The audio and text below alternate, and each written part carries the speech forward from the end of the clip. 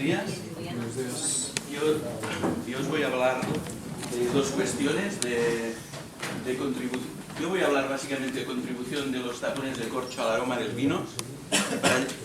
Para ello hablaré primero de compuestos positivos que están presentes en el tapón de corcho y que pueden pasar al vino, mejorando el perfil organoléptico del vino, y después hablaré un poco también de evitar el TCA, el sabor a corcho en el vino. En cuanto al primer trabajo de compuestos positivos, el objetivo, está claro, es determinar estos compuestos presentes en el corcho y que pueden aportar positivamente al aroma del vino, y para ello hemos hecho un análisis químico del perfil sensorial de los tapones de corcho natural. Hemos utilizado tapones de características estándar de distintas procedencias. En rojo podemos ver la distribución mundial del alcornocal, de Huber, y nosotros hemos analizado muestras de corchos atlánticos, de Portugal y Marruecos, de corchos de Extremadura, del interior de la península ibérica, y de corchos mediterráneos.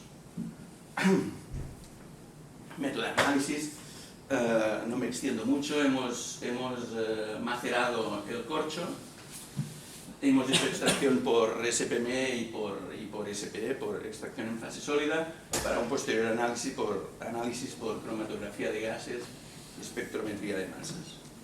Los resultados. Hemos obtenido compuestos de estas distintas familias, los hemos agrupado en estas familias para presentarlos: vainillina y derivados, fenoles volátiles, aldehídos, acetonas aromáticas, alcoholes, terpenoles, furanos, ácidos aromáticos, esteres etílicos y ácidos grasos. Y vamos a ver en cada una de estas familias qué compuestos hemos encontrado en los tapones de corcho. La primera familia, vainillina y derivados. Bueno, estos gráficos presentan los diferentes compuestos, en este caso 3 en este grupo, y presentan la concentración de estos compuestos en microgramos por gramo de corcho. Perdón. Y representamos también la desviación estándar. Aquí vemos la vainillina, la acetovainillona y la vainililmetilcetona. Estos diagramas quieren indicar un poco el aroma principal de estos compuestos.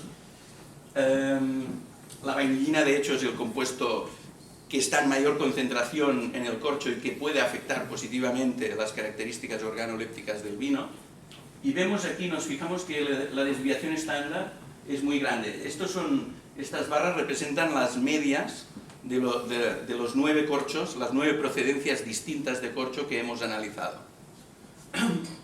La desviación estándar es tan grande, es importante, porque si vamos a ver los resultados corcho por corcho, procedencia por procedencia, en los tapones que nosotros hemos analizado, en el Valle del Tajo, en la procedencia portuguesa de Valle del Tajo, hay mucha más vainillina que en todos los otros corchos, en los corchos de las otras procedencias.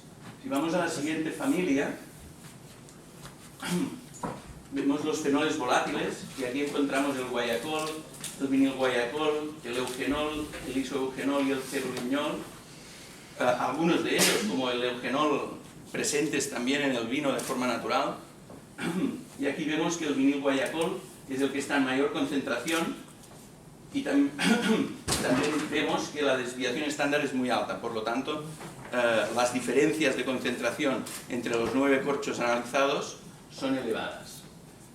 Vemos que en este caso los corchos de Valencia y de Extremadura, de Toscana también y de Algarve, presentan mayor concentración que el resto, y bueno, se destaca una importante variabilidad en la concentración de vinilguayacol en los distintos corchos, en los corchos de las distintas procedencias analizadas. Las siguientes familias aquí, aldehídos, acetonas y alcoholes, encontramos el benzaldehído, el nonenal, el benzenacetaldehído, la 2-octanona, la acetofenona, el alcohol feniletílico y el alcohol bencílico. Aquí Aquí vemos que el que está en mayor concentración, la media de los 9 corchos, el compuesto que presenta mayor concentración es el bencenacetaldehído, con una desviación estándar importante. Y aquí vemos que los corchos de Portugal presentan mayor concentración de este compuesto que el resto, siempre en los corchos que nosotros hemos analizado. Siguiente familia, los terpenoles. Encontramos alfa-terpineol, alcanfor, veratrol, borneol, 4-terpineol y alfa-terpineol, algunos de ellos, como sabéis, también presentes como aromas del vino. Aquí vemos, por ejemplo, el veratrol tiene una desviación estándar muy elevada, y en este caso es porque el corcho de Extremadura presenta, entre los corchos analizados, el corcho de Extremadura presenta una mayor concentración de veratrol que el resto de procedencias. Si nos fijamos en los ésteres etílicos y los ácidos grasos, encontramos octanoato de etilo, gamma-nonalactona, ácido nonanoico y decanoico, y el que está en mayor concentración, la media que presenta una mayor concentración es la del ácido decanoico, y con una desviación estándar también muy elevada, y si vamos a analizar cada uno de ellos, cada una de las distintas procedencias. Perdona, si me permites, aprovecha para explicar los aromas, que quizá para la gente no está interpretando los dibujitos de los aromas que corresponden a cada molécula.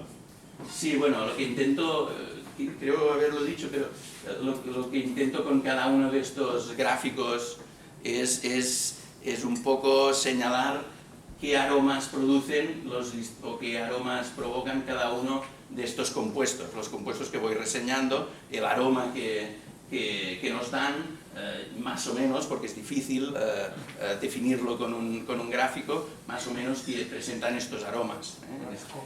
En el caso del dodecanoico, pues es aroma de coco. Y en este caso, muy claramente, los corchos de Italia, de Toscana y de Cerdeña presentan mayor concentración de dodecanoico, aroma a coco, que el resto de corchos, de las procedencias analizadas. Por último, si vemos los furanos, las acetonas aromáticas y los ácidos aromáticos, vemos que en estos grupos encontramos el furfural, el 2-pentilfurano, la benzofenona y el ácido bencenacético. El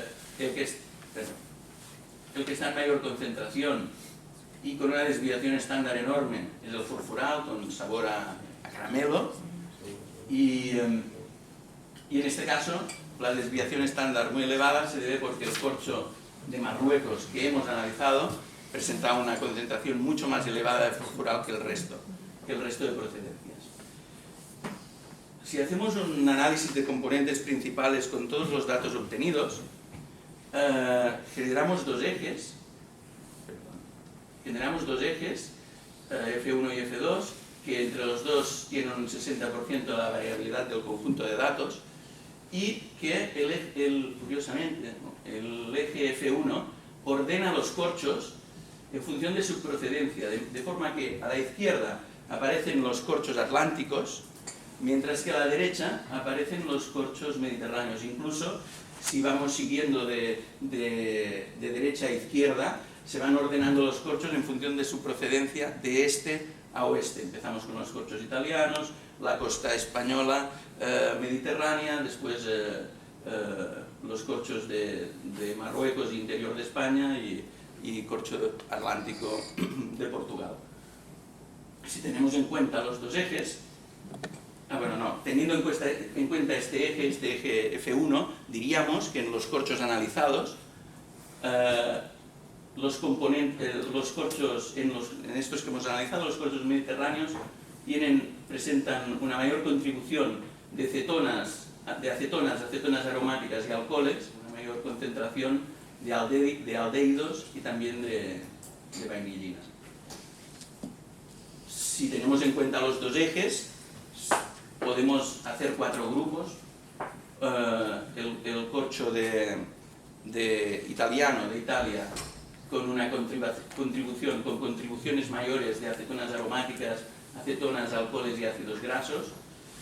El corcho de Cataluña, Valencia, Extremadura y Algarve, con mayor contribución de fenoles aromáticos.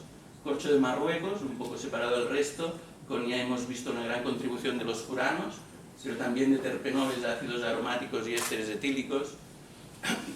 Y el corcho de Alentejo y del Valle del Tajo, con una mayor contribución de aldehídos y de vainilla.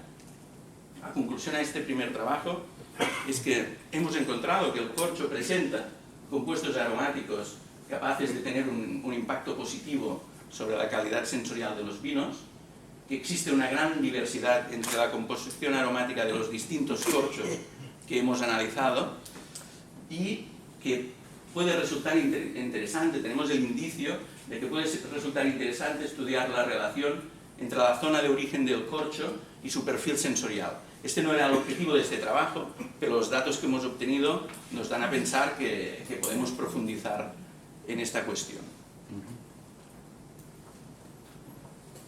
La segunda parte de mi exposición hablaré también de contribución de los tapones al aroma del vino. Para ello, para poder contribuir positivamente, debemos evitar el gusto a tapón.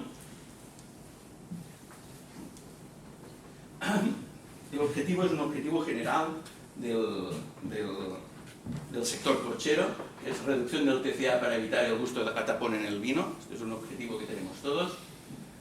La industria corchera ha desarrollado métodos curativos, métodos que intentan o que extraen TCA o compuestos que dan problemas al vino, problemas de afectaciones sensoriales al vino, y con muy buenos resultados, sobre todo en corchos aglomerados.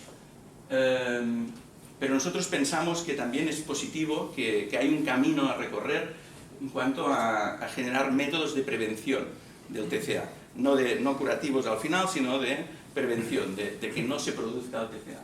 Para ello, una primera asignatura pendiente es clarificar cuál es el origen, conocer el origen del TCA en el corcho, y para ello lo que hemos hecho es determinar el origen del TCA, o intentar obtener datos sobre el origen del TCA en el corcho a partir del estudio de otros compuestos clorados, de otros organoclorados, que aparecen conjuntamente con el TCA. Para ello hemos estudiado el defecto del corcho, llamado mancha amarilla del corcho, como un modelo de degradación del corcho y de producción de compuestos organoclorados. Nos hemos centrado en el TCA, a pesar de que en literatura aparecen otros compuestos responsables del sabor a tapón, pero el TCA diríamos que es el más importante, el principal responsable quizás por su bajo umbral de detección sensorial. Y hemos trabajado en mancha amarilla del corcho, que es un defecto reconocido por la industria y por todo el sector como causante de aromas indeseables en el corcho, y de hecho la industria corchera rechaza los corchos que muestran este defecto claramente. La mancha amarilla se origina ya en el alcornoque, en el bosque, y su propagación empieza desde el exterior de la corteza, desde la parte exterior del árbol, y avanza hacia el interior. Nosotros hemos trabajado en corcho recogido en el bosque, muestras recogidas de corcho con mancha amarilla, recogidas en el alcornocal en el momento del descorcho. Bueno, sin extenderme mucho, pero obviamente lo que buscamos son organoclorados en general, sin saber qué compuestos de entrada, por lo tanto serán compuestos con polaridad y extractabilidad muy diversa, y de aquí viene un poco este planteo de análisis un poco amplio en cuanto a sistemas de extracción, sobre todo, en que hemos usado SPME, hemos usado también twister y extracción en fase sólida. Los resultados los vemos un poco en esta tabla. Aquí vemos en amarillo muestras analizadas con mancha amarilla, y en color marrón, diríamos, muestras de corcho sano, sin mancha amarilla. En las muestras con corcho sano no hemos encontrado ningún organoclorado, mientras que en las muestras con mancha amarilla hemos encontrado TCA siempre, pero acompañado de otros compuestos organoclorados distintos, un poco distintos según cada muestra, pero que vamos a ver ahora. Hemos encontrado un compuesto monoclorado, este aldehído, sustituido respecto al grupo metoxi en posición 3. Hemos encontrado estos 4 compuestos diclorados. El de más a la izquierda es el único fenol, a pesar de buscar fenoles con bastante buena voluntad, el único fenol que hemos encontrado es este diclorado, y los demás, bueno, pues el anisol correspondiente a este fenol y estos 2 compuestos diclorados. Este es un veratrol clorado. Hemos encontrado dos compuestos triclorados. Uno es el TCA, presente en todas las muestras, ya lo he dicho, en mayor o menor concentración, y otro es también un veratrol clorado, esta vez clorado con 3 cloros. Y finalmente,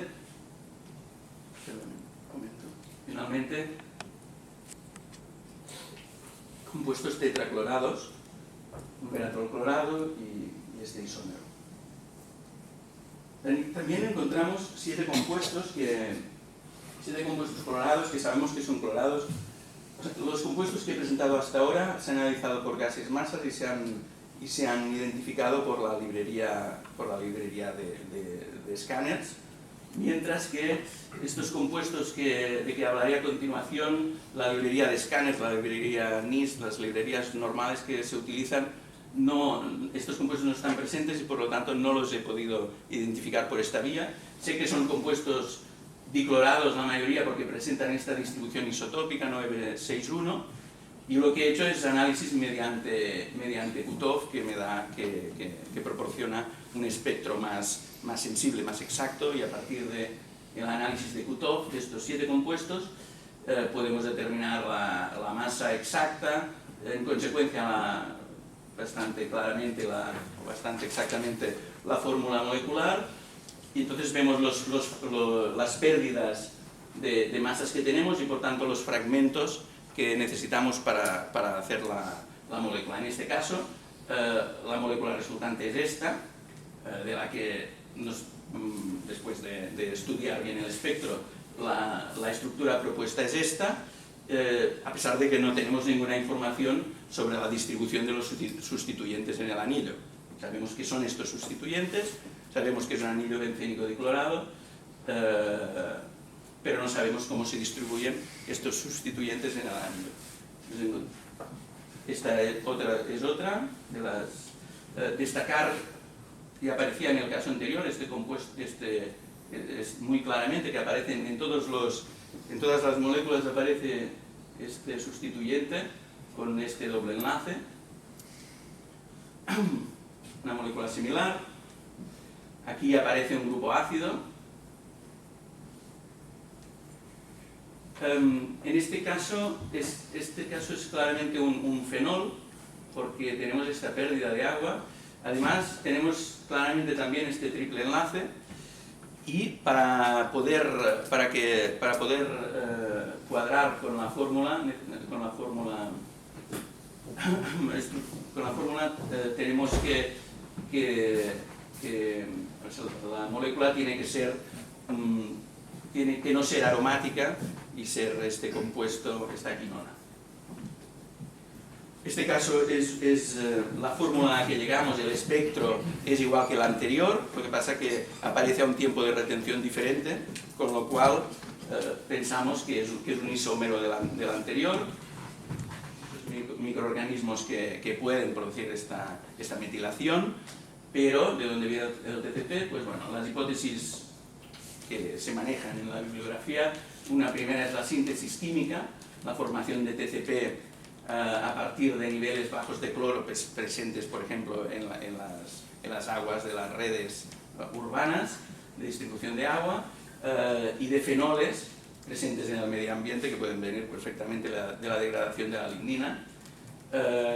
Esta reacción puede producir TCP y el corcho puede acumular este TCP. Otra hipótesis es el uso de pesticidas directamente en el bosque en el pasado que pudieran contener en su formulación el PCP en pequeñas cantidades. La otra hipótesis es la deshalogenación del PCP antropogénico provocada por microorganismos. La otra hipótesis es la utilización del cloro en el proceso de fabricación. Y por último, la biosíntesis de novo de compuestos organoclorados. Cuando digo de novo, intento explicar que es biosíntesis sin que intervengan compuestos o organoclorados fabricados por el hombre. Biosíntesis de novo indicó esto, sin intervención de organoclorados de fabricación. Primer caso, la síntesis química.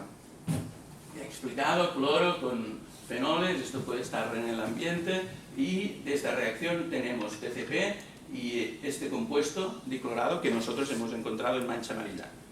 Lo que pasa es que esta hipótesis es incompatible con la aparición de compuestos metasustituidos y compuestos de más de 3 átomos de cloro, y en este caso nosotros tenemos, por ejemplo, este compuesto metasustituido que no podría explicarse, su aparición en mancha amarilla no podría explicarse por esta hipótesis, por la síntesis química del TCP.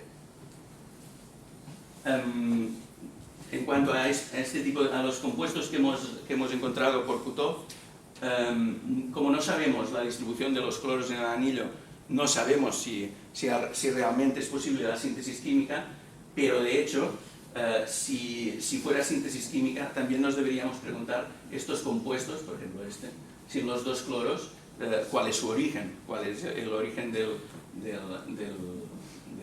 compuesto que una vez clorado da como resultado estos productos. La utilización de la otra hipótesis que podemos discutir, o que pongo a discusión, es la utilización del cloro en el proceso de fabricación del tapón de corcho. En este caso, bueno, la industria se ha esforzado claramente, ha conseguido eliminar el cloro del proceso de fabricación, tanto de las aguas de hervido como de las desinfecciones de acabado, pero en nuestro caso no ha lugar porque nuestras muestras están recogidas directamente en el bosque. La otra posibilidad es la utilización de biocidas en base a PCP que contengan como productos secundarios, minoritarios, el pentaclorofenol, el triclorofenol. Y posterior biometilación, esto lo hemos la hipótesis de esto lo hemos añadido en el bosque como biocida, y la biometilación de estos compuestos nos daría, entre los resultados, nos daría TCA en este caso, perdón. Esta hipótesis es bastante inconsistente, bastante incompatible con las estructuras con los compuestos clorados que nosotros hemos encontrado en el corcho, en la mancha amarilla, y ya en este caso pues estas moléculas se alejan mucho de lo que es de los resultados de biometilar directamente estos compuestos. Un poco más complicado de analizar es la degradación del PCP antropogénico, o sea, el PCP que ha producido el hombre y que ha utilizado como biocida, la degradación y reducción de los cloros del PCP por microorganismos.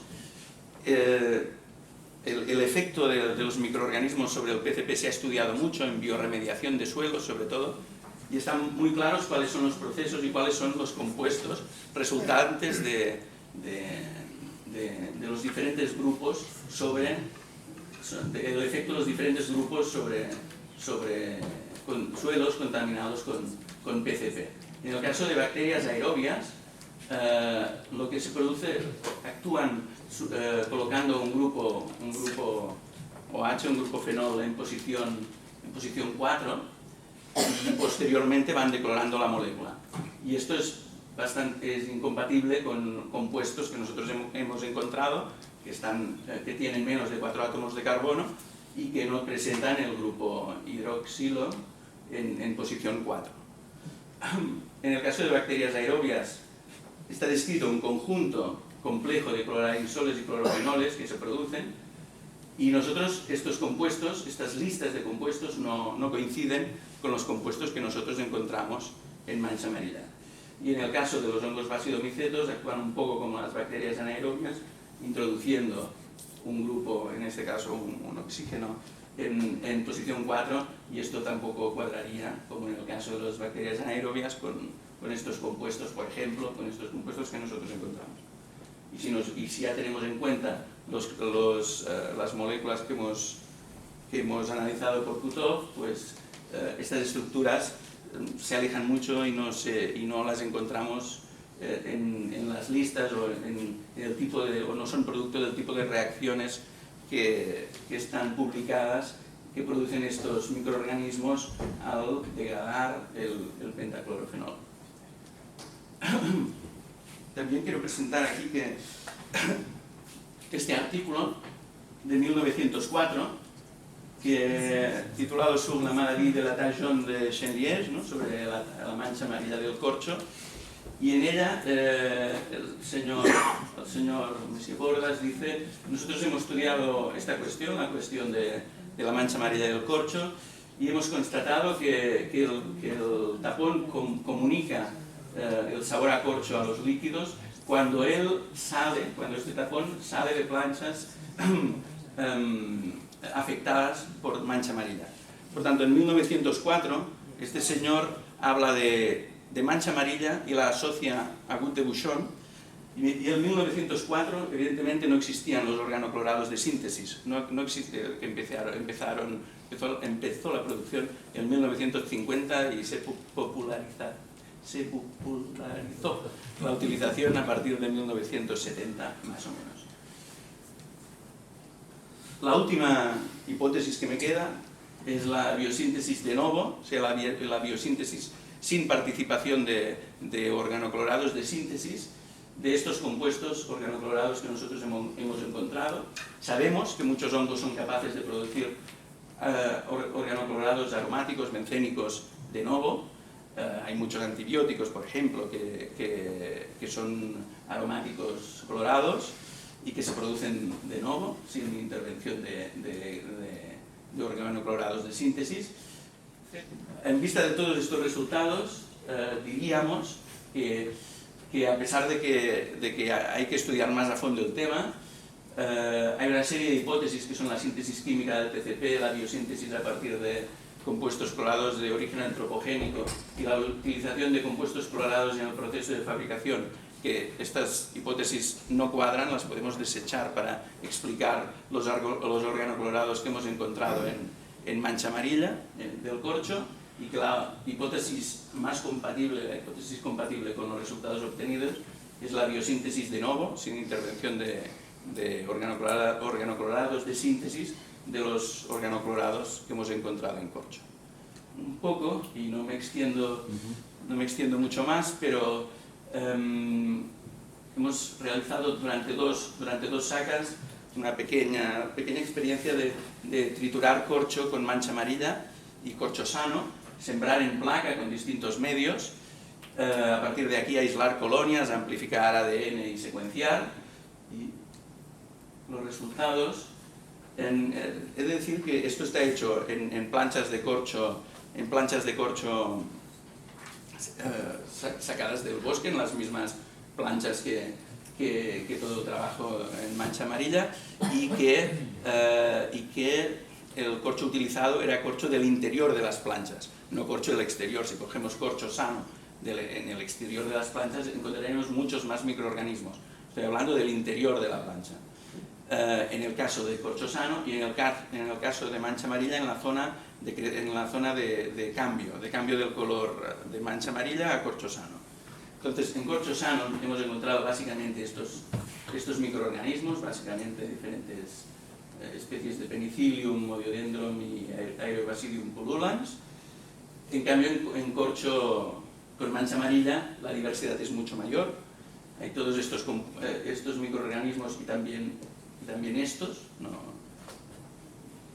la lista es mucho más grande y sin entrar a ver cada uno de ellos, como conclusiones de este primer análisis microbiano de la mancha amarilla, podemos decir que la diversidad microbiana es bastante mayor en corcho con mancha amarilla que en corcho sano, que en los dos tipos de corcho hemos encontrado Cladfericidium, Cladosporium, Tremella y Aureobasidium pullulans, pero que un Veloxis isabelina, Mucor y Trichoderma nosotros solo los hemos encontrado en corcho con mancha amarilla.